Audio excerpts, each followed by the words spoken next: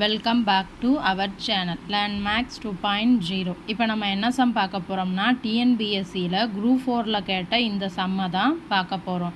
என்ன கொடுத்துருக்காங்க, 2 உருளைகளின் உயரங்கள் முறையே 1:2ன்னு கொடுத்துருக்காங்க மற்றும் அவற்றின் ஆரங்கள் முறையே 2:1 ஆகிய விகிதங்களில் இருப்பின் அவற்றின் கன அளவுகளின் விகிதம் என்னவாக இருக்கும் அப்படின்ட்டு கேட்டிருக்காங்க. அதாவது 2 உருளைகள் இருக்குது, அதனுடைய உயரங்கள் என்ன ரேஷியோவில் இருக்குன்னா 1:2. அதே மாதிரி அதனுடைய ஆரங்கள் ரேடியஸ் எப்படி இருக்குன்னா 2:1 இந்த ரேஷியோவில் இருக்குன்னு கொடுத்துட்டு அந்த 2 உருளைகளின் கன அளவு இருக்குல்ல அதனுடைய விகிதம் என்னவாக இருக்கும் அப்படின்ட்டு கேட்டிருக்காங்க.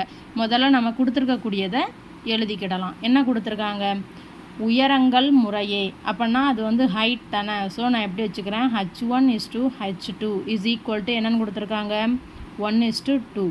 அப்போ இதிலேருந்து நான் என்ன பண்ண போகிறோம்னா h1/h2ன்னு எழுதிட்டு இஸ் ஈக்குவல் டு 1/2ன்னு எழுதிக்கிடலாமா. அப்போ இது என்ன ஆகும், இப்போ இதிலேருந்து நான் என்ன பண்ண போகிறோம்னா h1ஓட வேல்யூவை கண்டுபிடிக்க போகிறேன். அப்போ h2 டிவிஷனில் இருக்கிறது அங்கே போனால் மல்டிப்ளை ஆயிரும். ஸோ அப்போ h1 இஸ் ஈக்குவல் டு என்னென்னு கிடச்சிருக்கு h2/2. அதுக்கப்புறம் ஆரங்கள் என்ன விகிதத்தில் இருக்குது, ஆரங்கள்னால் ரேடியஸ் தானே, r1:r2 என்ன கொடுத்துருக்காங்க 2:1ன்னு கொடுத்துருக்காங்க. இதையும் அதே மாதிரி எப்படி எழுதிக்கிடலாம், r1/r2 is equal to 2/1ன்னு எழுதிக்கலாமா.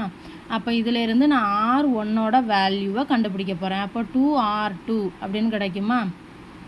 So இப்போ நான் என்ன கண்டுபிடிச்சி வச்சுருக்கேன், h1 கண்டுபிடிச்சி வச்சுருக்கேன், r1 கண்டுபிடிச்சி வச்சுருக்கேன். உருளையின் கன அளவுக்கு என்ன ஃபார்முலா, πr²h.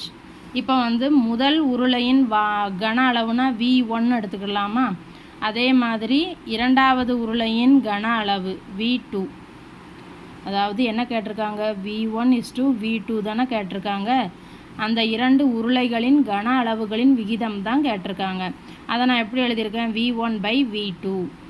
அப்போ இஸ் ஈக்குவல் டு என்ன ஆகும், இந்த ஃபார்முலாவை அப்ளை பண்ண போகிறேன். அப்போ ஃபஸ்ட்டு உருளையின் கன அளவு என்னவாக இருக்கும், πr1²h1 அப்படி இருக்குமா, டிவைடட் பை அதே மாதிரி இரண்டாவது உருளையின் கன அளவு πr2²h2 அப்படின்னு இருக்குமா.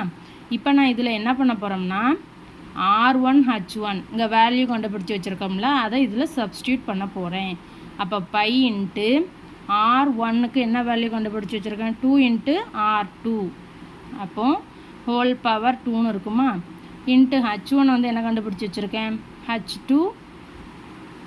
கீழே இருக்கிறத அப்படியே எழுதிக்கிடலாம், h2/2 தானே. அப்போ இதை டைரெக்டாக இங்கே போட்டுக்கலாம் இன்ட்டு 2ன்னு.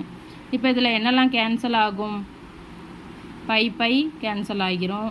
அப்புறம் இதை வேணால் நெக்ஸ்ட் ஸ்டெப்பில் பார்க்கலாம். அப்போ 2r2 த ஹோல் பவர் 2னா எப்படி இருக்கும், 4r2² அப்படி ஆயிருமா. Into h2 divided by r2²h2. இங்கே இந்த 2 இங்கே முன்னாடி போட்டுக்கலாம். ஸோ இப்போ இதை அடிக்கலாமா, 2 கிடைக்கும்.